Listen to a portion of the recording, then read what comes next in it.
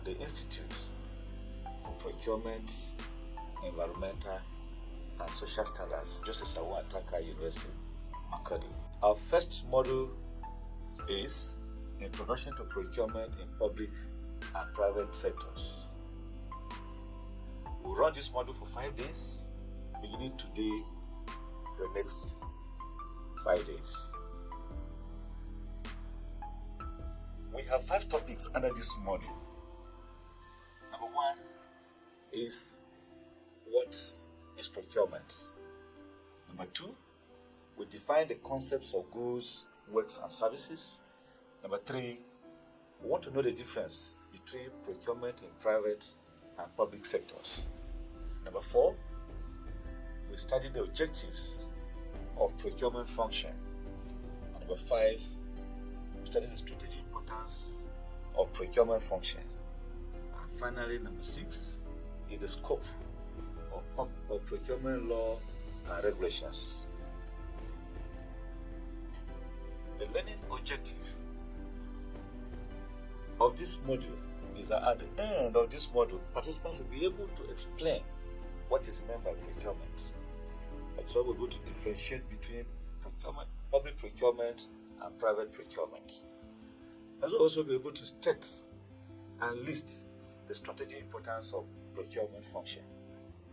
We also want to know the scope of procurement laws and regulations. Procurement function refers to effective planning and execution of the operations related to acquisition of goods, works, and services. So, we have 2 types of procurement. Procurement in the private sector and procurement in the public sector. Public procurement simply refers to acquisition of goods, works, and services by a public organization, public entity, or public institution. The various terms in the above definition can further be defined, and these are the basic concepts of procurement. Number 1 is goods. What is goods? Goods means commodities, raw materials, plant, vehicles acquired by an organization. And it comes with services rendered for them, like insurance, maintenance, commissioning, installation, etc. Then works. Works means construction, repair, rehabilitation, restorations, and so on and so forth. And it also comes with related services as transportation, insurance, installation, and initial maintenance. Then services. Services are typically divided into 2 by the multilateral development banks. 1, services simply means public goods. For instance, roads are services rendered by government for the welfare of individuals through transportation. We also have such services as health. We have other services like education, etc. All these things are acquired through public procurement. We also have consultancy services. These are basically advisory services rendered by experts in various fields.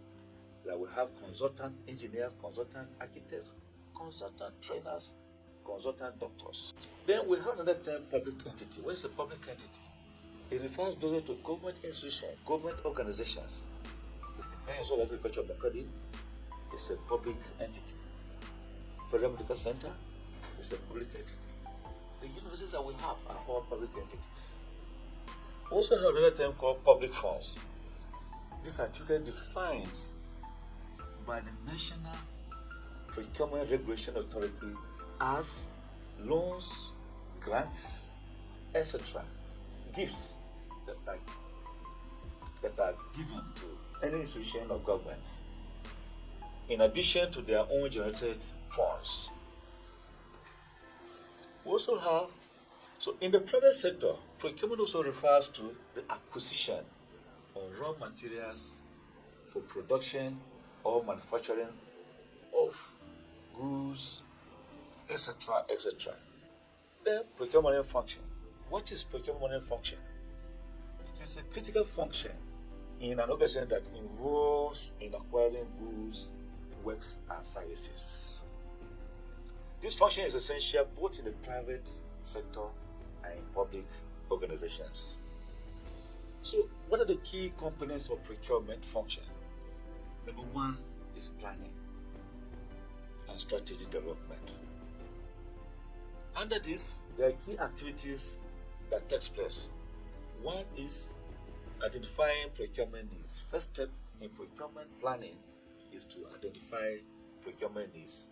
Define the procurement objectives and policies, and then budgeting and cost estimation. They will help conducting market analysis and supplier research. Then risk analysis. The next step in procurement function is supplier selection and evaluation. Activities under this step are supplier identification, pre-qualification, request for proposals, request for quotations, evaluation, and final selection of vendors. The next step is contract negotiation management. Under this stage, negotiating terms and conditions is a key activity. Then legal and compliance checks by procurement officials. Performance metrics definition. You set key performance indicators based on which you measure whether the procurement is successful or is a failure. Then the next step is procurement execution. At this stage, you issue purchase orders, you track orders, expedite actions, quality inspection, and payment processing are key activities under procurement execution. Then step 5 is supplier relationship management. Under this step, you take regular performance reviews, collaboration and communication with your suppliers, then conflict resolution is very key. The sixth step is risk management. Here you identify potential risks, develop measures of containing those risks, and then monitor compliance. The seventh step is technology and digital procurement. Here we look at e-procurement as another major, enterprise resource planning systems. Then we have artificial intelligence.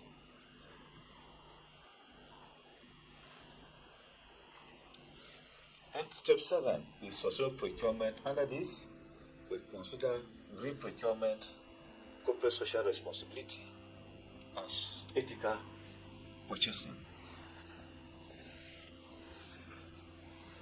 Despite its importance, procurement faces several challenges, which include supplier reliability issues.